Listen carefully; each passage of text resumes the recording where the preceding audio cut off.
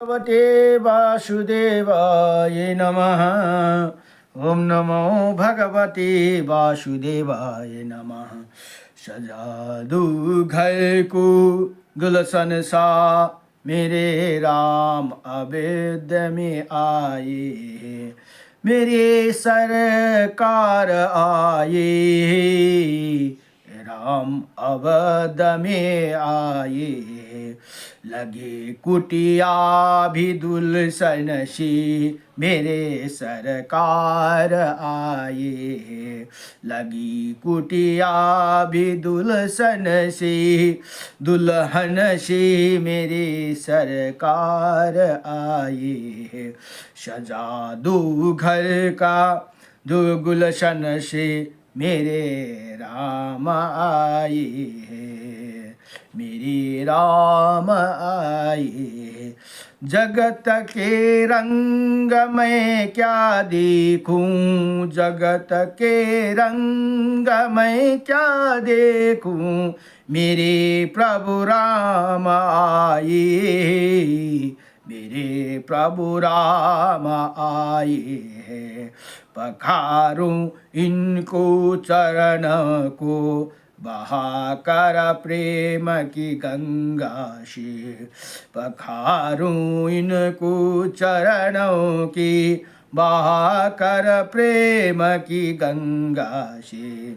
बिछा दो अपनी पलकों को मेरे राम आए, मेरे प्रभु राम आए।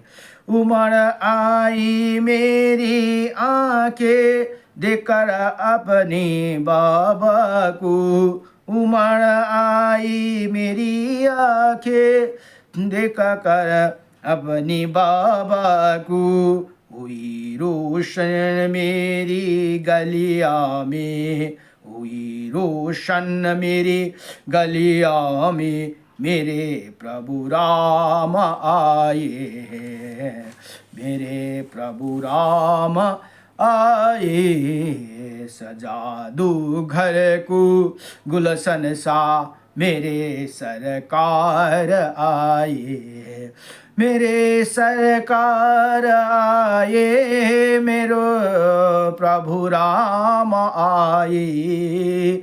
तुम आकर फिर नहीं जाना मेरी इसी सुनी दुनिया से, तुम आकर फिर नहीं जाना मेरे इसी सुनी दुनिया से।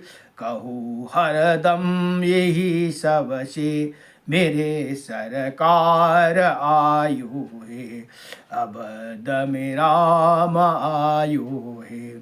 सजा दो घर का गुलशन सा, सजा दो घर को गुलशन सा मेरे सरकार आए है। सजा दो घर को गुलशन सा मेरे प्रभु राम आए। लगी कुटिया भी दुल्हन सी मेरे सरकार आए, मेरे प्रभु राम आए, मेरे प्रभु राम आए। नमो भगवते वासुदेवाय नमो नमः। अहिले ब्रह्माण्ड महापुराण अध्ययन हुँदैछ। अघि ब्रह्माण्ड महापुराणको जुन शेष मन्वन्तरको वर्णनमा 1 देखि लिएर 142 सम्म भएन, अब 143 श्लोकदेखि यहाँ भन्नुहुन्छ। अघि थियो, अब सब देवता और अंगिरस आदि ऋषियों के साथ भगवान पितामह ब्रह्मा ने तथा स्थान वर जगमा आदि सभी पदार्थों ने आकर उन्हें बेन पुत्र राजा पृथु का अभिषेक किया। अब यी बेनबाट उत्पत्ति भएका पृथु राजाका अभिषेक गर्नुभयो अरे ब्रह्मा स्वयं आएर। देव, किनभने नारायण भगवान स्वयं हुनुहुन्छ, यी पृथु राजा स्वयं नारायण भगवानको अवतार हुनुभएको है। देव और महर्षि अंगिरा के पुत्रों द्वारा अभिषेक किए गए राजा पृथु राजाओं के राजा होकर महान प्रताप और यश को प्रताप हुए। पिता ने पिता से दुखी रहने वाला प्रजा को उन्हें अत्यधिक प्रसन्न किया। उसके बाद प्रजा का अनुरंजन करने की अनुरंजन करने के कारण उसी अर्थ के अनुसार उनका नाम राजा हुआ।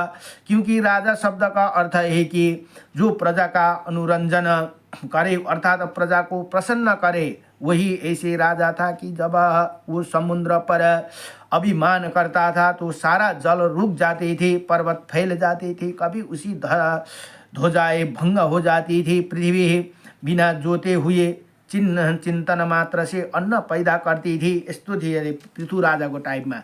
गौ सभी मन की इच्छा और पूर्ण करने वाली थी। प्रतापों के विद्वान, हाँ विद्वानों, हाँ प्रतापों के प्रजा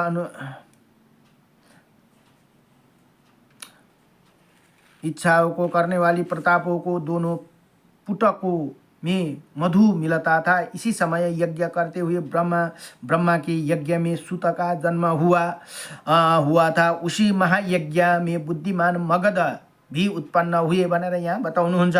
अब सामवेद का गान होते समय विश्व देव की सुभाण्डा ने इंद्र की हवि के साथ बृहस्पति की मिली हुई हवि से देवताओं द्वारा इंद्र के लिए हवन करने से सूत को उत्पत्ति हुई।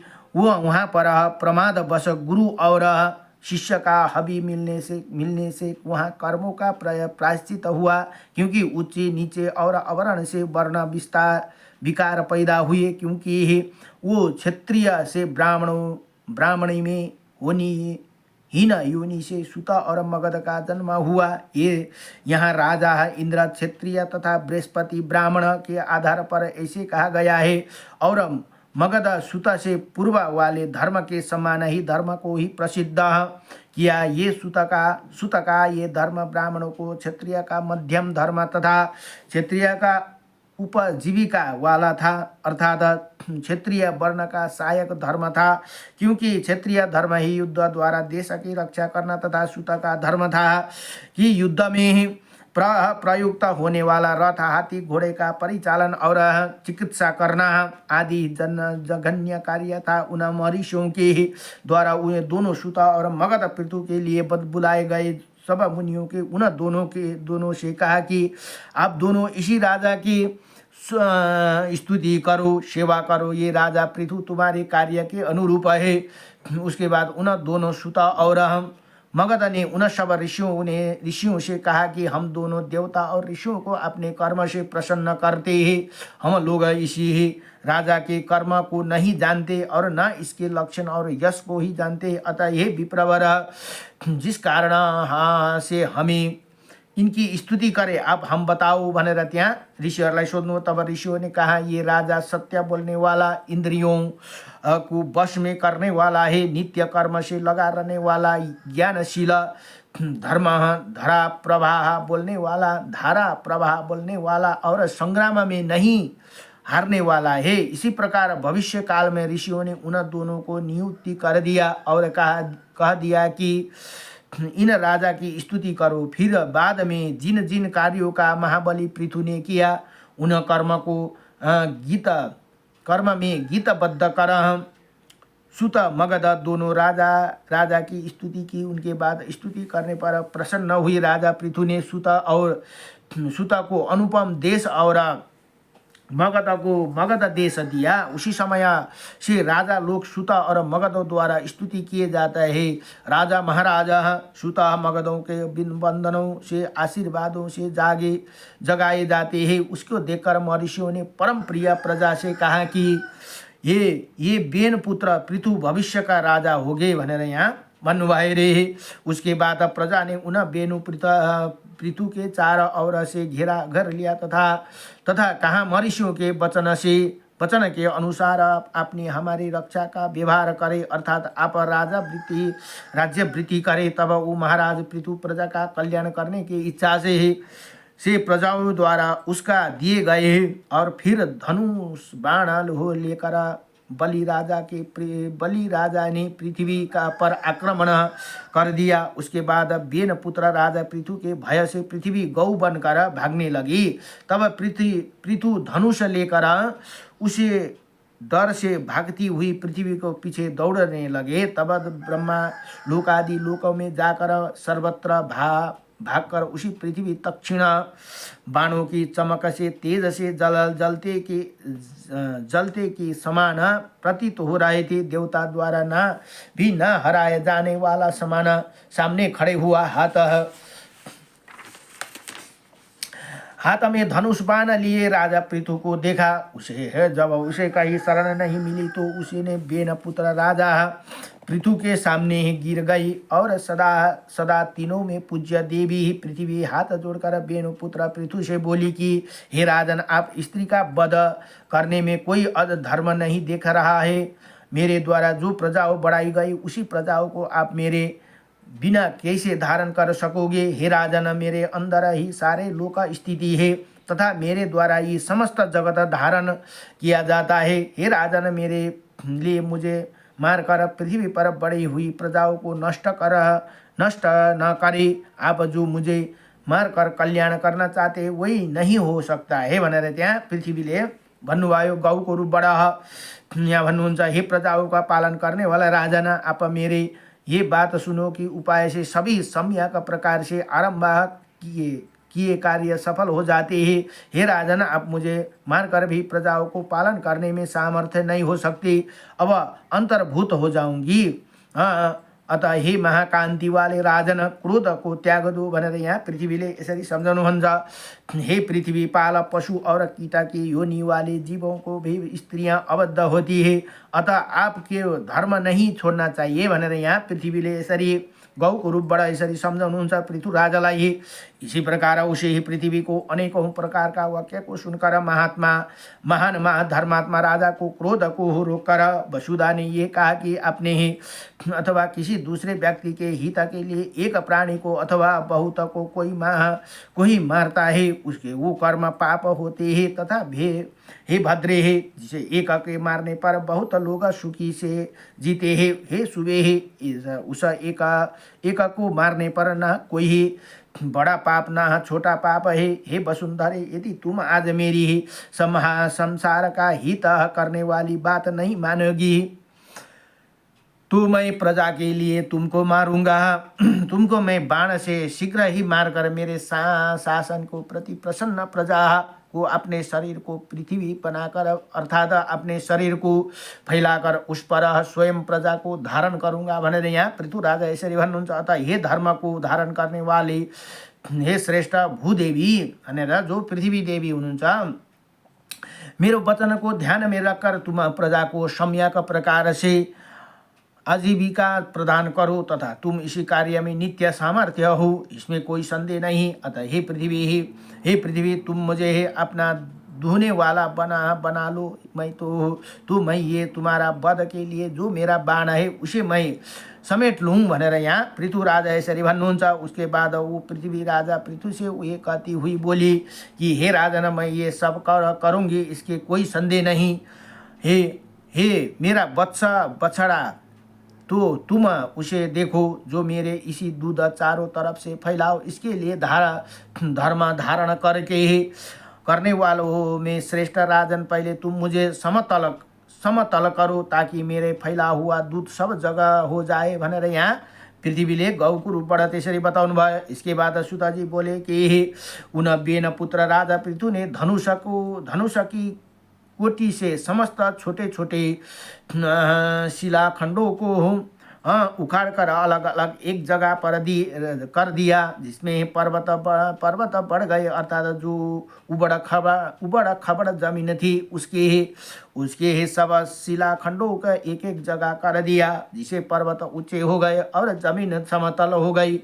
यही भाव हे बीते हुए वनमंतर में वही भूमि विषय ऊंची नीची थी, उसका इस तरह स्वभाव से ही कहीं समतल और कहीं विषमतल वाला था, अर्थात वो उबड़ खबड़ थी। पूर्व सृष्टि काल में उसी उच्च नीचे भूमि पर पूरे और ग्रामों का प्रकृष्ट विभाग नहीं था। उसी समय इसी पृथ्वी पर ना तो अन्न भी था, ना पशुपालन था, और नहीं कृषि और व्यवहार ही था। ऐसे यहाँ ऐसी स्थिति है पहले चक्षु मनमंत्र के काल में निश्चित ही थी। वैवस्तव अहिले वैवस्तवको मनमंत्र में ये सब कुछ संभव था कि जहाँ जहाँ कहीं किसी स्थान पर भूमि की समतल थी वहीं वहाँ वहाँ प्रजाओं का सब और निवास करती थी। उसी समय फल और मूल प्रजाओं का आहार था भनेर यहाँ बताउनुभयो। हाँ, उसी समय प्रजाओं को जीवन यापन बड़ी कठिनाई से होता था। इसे हमने सुना है कि बेन पुत्र राजा पृथु से लेकर इसी संसार में ये सब संभव हुआ है। उसी ही सर्व सामर्थ्य राजा पृथु ने चक्षुष मनु की वत्स के रूप बाछा को रूप में कल्पना करके पृथ्वी तल पर अन्नलाई चक्षु मनुलाई बाछा बनाएर अन्नलाई दुनु भए। उसके बाद उस अन्न से सब शुभ प्रजाओं को जीवन यापन करती थी। सुना जाता है कि उसके बाद ऋषियों द्वारा वसुंधरा दोबारा दुही गई। उसी समय चंद्रमा बछड़ा थे और बृहस्पति दुहने वाले थे। वो सब गायत्री आदि छंद पात्रों थे भनेर यहाँ भन्नुहुन्छ। उसी समय क्षीरा ऋषियों का शाश्वत ब्रह्मा को पाने वाले तप था।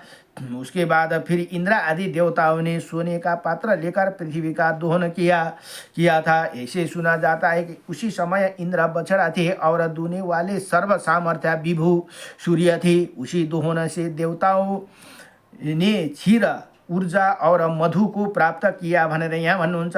और फिर सुना जाता है कि वसुंधरा को पितरों ने दुहा था। उन्होंने उसी पृथ्वी को चांदी के पात्र में लेकर पितरों की विशेष तृप्ति के लिए सोधा को दुआ सोधा भनेको पितृहरूको पत्नी ही सोधा को दुआ था, जिसमें प्रतापी वैवस्तव यामा उसके बछड़ा थे भनेर अहिलेको जो हाम्रो यो मनु हुन्छ वैवस्तव मनु बछड़ा थे अरे। और दुनेवाला पितरों को बालापन प्रभु अनंत का यमराज हुए भनेर यहाँ बताउनु भयो। अब और प्राचीन काल में असुरों द्वारा लोहे का पात्र में सर्वत्र माया की स्थिति में भी पृथ्वी को दुहा गया। ऐसे सुना जाता है कि उसी समय उनके बीच बछड़ा प्रहलाद जी को पुत्र महायशस्वी विरोचन भनेको बलि का पिताजी है विरोचन थे, तथा दुहने वाला दैत्य राजा दितिनंदन ऋतक विमूर्धा थे। वही सब मायावी महापराक्रमी असुर माया से बनी खीर से बहुत अधिक बलपूर्वक व्यवहार करते हैं, जीवन जीते हैं भनेर यहाँ सुना जाता है कि नागों ने तक्षक को बछड़ा बनाकर आलूबू के पात्र को लेकर उसमें क्षीर रूप विष को पृथ्वी से दुआ था भनेर यहाँ भन्नुहुन्छ। उनमें पृथ्वी को दुहने वाला कद्रुसुत प्रतापी वासुकी थे और द्विज श्रेष्ठ उसी कारण वो अर्थात उसी विष के ही कारण नागों और सर्पों का विशाल शरीर विष से भरे हुए उग्र और भयंकर होते हैं। उसी उग्र विष का ही आहार करते हैं, विष का ही आचरण करते हैं। उसी पर पराक्रम उनमें होते हैं और उसी पर आश्रित रहता है भनेर यहाँ भन्नुहुन्छ। फिर पुण्यात्मा पुरुष यक्षों ने विश्रव पुत्र वैष्णव को बछड़ा बनाकर आम्र पात्र में अंतर ध्यान प्रिय पृथ्वी का दोहन किया। उसके दुहने वाला मणिधर के पिता रत्ननाभ थे।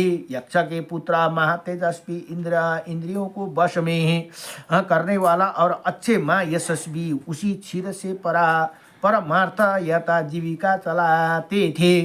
राक्षसों ने और पिशाचों ने फिर पृथ्वी का दोहन किया और जिसे दुने वाला ब्रह्मा मानी ब्रह्मा कुबेर का थे।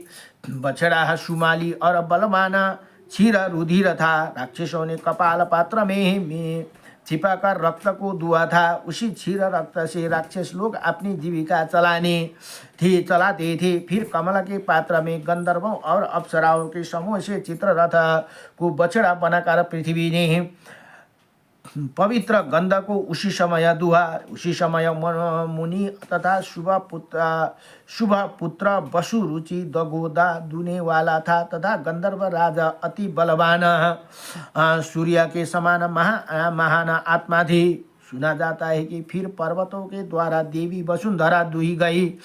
उसी ही समय मूर्तिमती औषधियाँ और अनेकों प्रकार का रत्न क्षीर रूप से ही दुही गए भनेर यहाँ भन्नु। उसी समय बछड़ा हिमालय पर्वत और दुने वाले महान सुमेरु पर्वत थे। उस समय पात्र पर्वत थे। उसी कारण पर्वत प्रतिष्ठित हुए भनेर यहाँ भन्नुहुन्छ। सुना जाता है कि वृक्ष और लताओं द्वारा ये वसुंधरा पाल सके।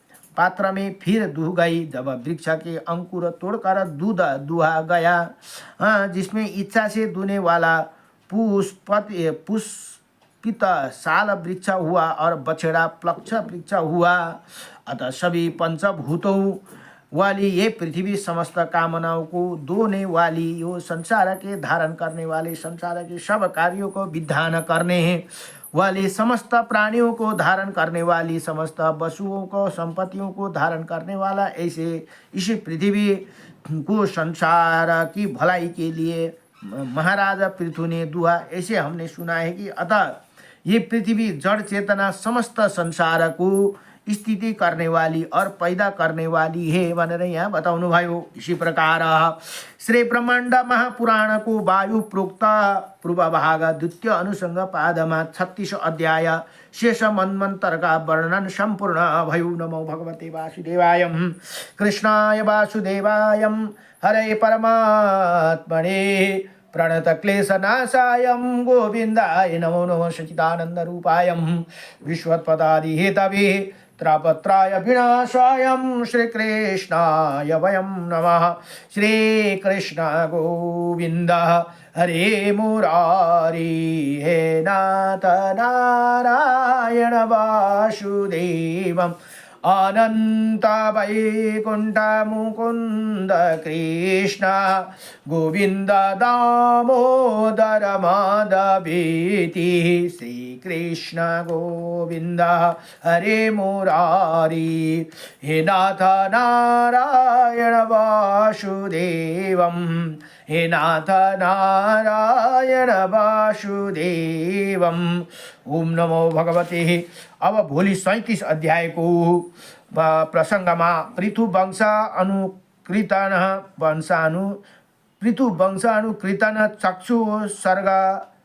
चक्षु सर्ग वर्णन भनेर भोलिको प्रसंगमा पनि बडो दिव्य प्रसंग छ। यो ब्रह्माण्ड महापुराणमा बडो महत्त्वपूर्ण कुराहरू छ है। जति ब्रह्माण्डमा हुने कुराहरू सबै यो भित्र छन्। नमो भगवते वासुदेवाय नमः। कृष्णाय वासुदेवाय हरये परमात्मने प्रणत क्लेशनाशाय गोविंदाय नमो नमः। श्री कृष्ण गोविंद हरि मुरारे।